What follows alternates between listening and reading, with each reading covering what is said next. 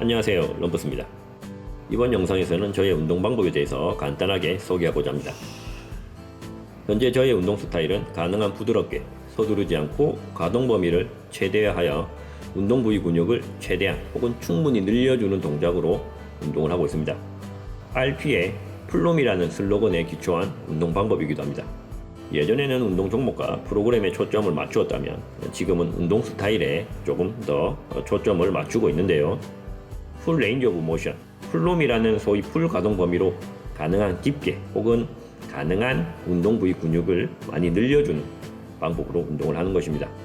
여기서 무조건이 아니라 내가 지금 현 상태에서의 가능한 많이 근육을 늘려주는 운동 자세와 범위로 운동을 하는 거죠. 근육을 많이 늘려준다는 것은 가능한 관절을 많이 접어야 한다는 의미고, 이는 곧 가동 범위를 최대한 늘려준다 라고 보셔도 됩니다. 그럼 제가 이렇게 운동하는 이유는 무엇일까요?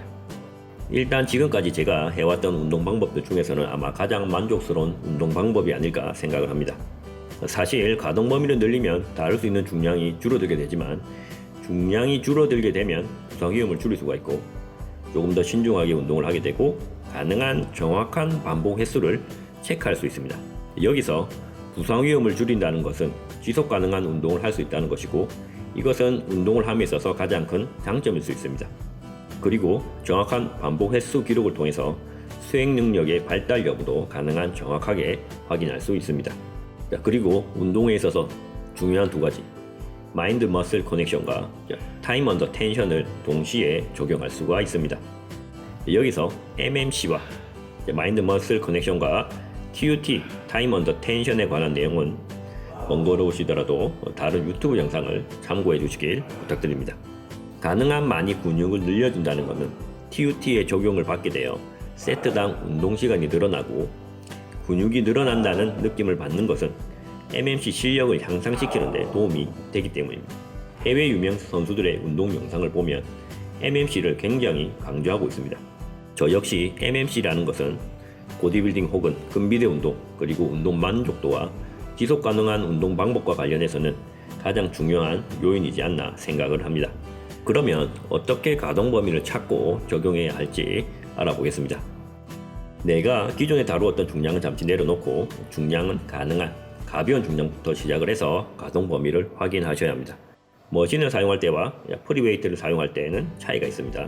머신은 가동 범위가 정해져 있기 때문에 시트 조절이나 각도 조절을 통해 가능한 많은 움직임이 나올 수 있는 위치로 조절해 주시면 되고, 덤벨 혹은 바벨과 같은 프리웨이트의 경우에는 가동 범위에 제한이 거의 없기 때문에 내 신체가 통증과 불편함 없이 원하는 운동 부위 근육을 최대한 혹은 충분히 늘린 상태로 버틸 수 있는 자세를 찾는 것이 중요합니다. 그리고 근육이 늘어날 때는 중량에 의한 것이 아닌 내 의지대로 버티면서 근육을 늘려주셔야 하며, 특히 최대한 늘어나는 시점에서는 정말 조심해서 천천히 부드럽게 근육이 늘어나는 것을 느껴주셔야 하는 것을 명심하셔야 합니다. 다음으로 자신만의 최대 가동 범위를 찾았다면 예전의 습관이 나오지 않도록 연습이 필요합니다. 물론 연습이라고 말씀드렸지만 사실 모든 운동이 조금이라도 더 무거운 중량을 들기 위한 연습이라고 보셔도 좋습니다.